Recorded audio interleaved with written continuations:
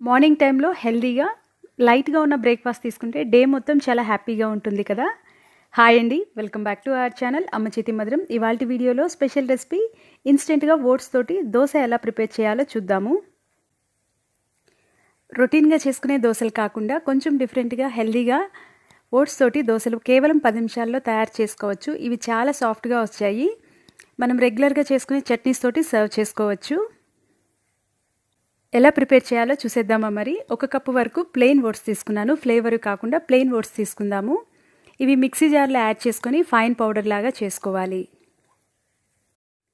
Fine powder లాగా grind చేసుకున్నాను. ఈ పౌడర్ని మిక్సింగ్ బౌల్లోకి ట్రాన్స్ఫర్ చేసుకుందాము. ఇందులో 3 స్పూన్ల వరకు బియ్యం పిండి యాడ్ చేసుకుంటున్నాను.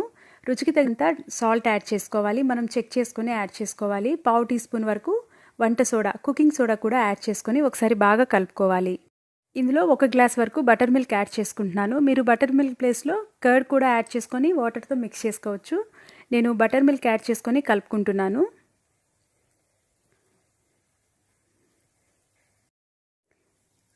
తగినన్ని వాటర్ కూడా యాడ్ చేసుకుంటూ మనం రెగ్యులర్గా దోశ బ్యాటర్ ఎలా ప్రిపేర్ చేసుకుంటామో ఆ కన్సిస్టెన్సీ వచ్చే వరకు కలుపుకోవాలి. చూసారు కదా, మనం దోశ పిండి ఎలా ప్రిపేర్ చేసుకుంటామో సేమ్ అదే బ్యాటర్లో కలుపుకున్నాను. ఇప్పుడు దోశలు వేసుకుందాము. గ్యాస్ ఆన్ చేసుకొని దోశ పెనం పెట్టుకుందాము. దోశ పెనం మీడియం ఫ్లేమ్లో ఉంచుకొని హీట్ చేసుకోవాలి. మరీ ఎక్కువ హీట్ చేసుకున్నా కూడా మనకి దోశ వేసుకున్నప్పుడు అంటుకుపోవడమో లేదంటే విరిగిపోవడమో జరుగుతుంది. సో మీడియం హీట్లో ఉన్నప్పుడు దోశని ఇలా స్ప్రెడ్ చేసుకుందాము పెనం మీద. దీని మీద కొంచెం ఆయిల్ కూడా చల్లుకొని పై భాగం కొంచెం ఫ్రై అయ్యేంత వరకు ఉంచుకోవాలి.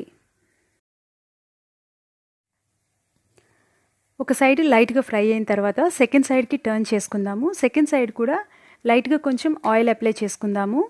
చూసారు కదా, ఓట్స్తో కూడా పర్ఫెక్ట్గా దోశ ప్రిపేర్ చేసుకోవచ్చు. దీన్ని సర్వింగ్ బౌల్లోకి తీసుకుందాము. ఇప్పుడు ఇంకొక దోశ కూడా ప్రిపేర్ చేసుకుందాము. మనం ఏమీ యాడ్ చేసుకోకుండా ప్లెయిన్గా ఓట్స్తో తయారు చేసుకున్నా కూడా చాలా టేస్టీగా, చాలా సాఫ్ట్గా వచ్చాయి. కొంచెం స్పైసీగా ఉన్న చట్నీతోటి సర్వ్ చేసుకుంటే ఓట్స్ దోశ చాలా టేస్టీగా ఉంటుంది.